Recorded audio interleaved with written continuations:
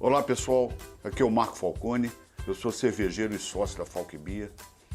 Estamos aqui gravando o episódio 7 e trazendo para você essa sensação prazerosa que é o 8 Minutos com Marco Falcone.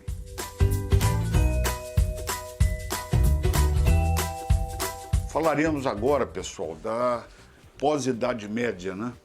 A gente já teve a oportunidade de ver a história desde os primórdios, passamos aí no último episódio pela Idade Média e agora nós vamos falar um pouco sobre a Reinheitsgebot.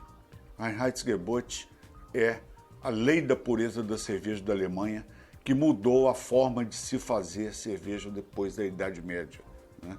Ela preconiza que a cerveja só pode ser feita com 3 elementos: a água, o malte e o lúpulo, né? A levedura, que seria o quarto ingrediente, na verdade não é um ingrediente, é um agente. Ele que faz, a levedura é que faz a fermentação.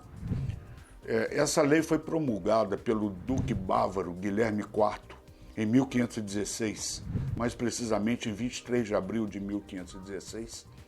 E, a princípio, o argumento é que essa lei foi criada para melhorar a qualidade das cervejas, né? Dizem que na época estavam fazendo cerveja usando até ervilha e cal, e aqueles que não seguiam essa lei na Alemanha tinham seus barris furados em praça pública. Mas a gente vai explorar os verdadeiros motivos da promulgação da Reinheitsgebot, que é a lei da pureza da cerveja. Aliás, para quem está assistindo esse vídeo, para parecer mais inteligente, vou ensinar a pronunciar esse termo. As palavras em alemão, elas são normalmente muito extensas, né? Então, quando a gente fala Reinheitsgebot, é um pouco difícil se lembrar. Então, é um exercício muito fácil que eu sempre ensino nas minhas aulas, né? A gente divide em 2 partes. Reinheitsgebot. Ficou fácil, né? Reinheitsgebot. Tá, a Reinheitsgebot, ela nasce em 1516, mas ela tem uma origem bem anterior. Por mais de 2000 anos, as cervejarias europeias fizeram cerveja utilizando ervas alucinógenas, que eram conhecidas como ervas Gruit, né? Então as cervejas eram chamadas de cervejas Gruit. O que eram essas ervas? Eram o absinto, o arlequim, a noz moscada, a estévia, uma série de ervas que eram utilizadas para temperar a cerveja, né? Essas ervas, elas tinham realmente um poder alucinógeno e a cerveja, na verdade, ela era muito mais turbinada do que é hoje, como a gente diz, né? A Reinheitsgebot substitui pelo lúpulo. O lúpulo, ele é primo da maconha, só que ele não tem o princípio ativo do canabidiol, ou seja, ele não dá o poder alucinógeno que a maconha dá, pelo contrário, ele dá torpor, né? Nós temos aqui a família das canabáceas e nós temos aqui à esquerda Humulus lupulus e à direita a cannabis sativa, que é a maconha, e Humulus lupulus, que é o lúpulo, tá? Ele é uma planta que traz um cone, uma flor no formato de cone, então ele passou a ser obrigatório nas cervejas, substituindo as ervas Gruit a partir do ano de 1516. O que ocorre aí nesse caso? Na época, a Igreja Católica dominava completamente o monopólio das ervas Gruit, né? E na região do norte da Alemanha, né, nós tínhamos um mosteiro agustiniano na região de Hamburgo, onde existia um monge que estava se revoltando contra os poderes da Igreja Católica e ele resolve abandonar a igreja e combatê-la pelo mau uso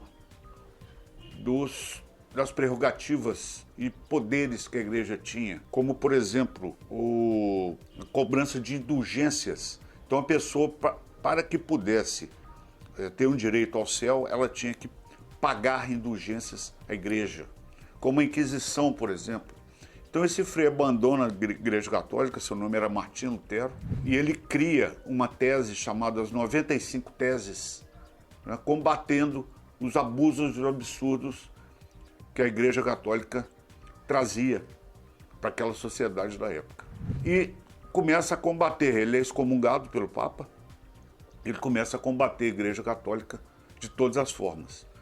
E quando ele sai da igreja, quando ele sai do mosteiro onde ele militava, 4 freiras saem junto com ele, inclusive uma delas, que vira sua esposa, que é Catharine von Bora, que era uma exímia mestre cervejeira.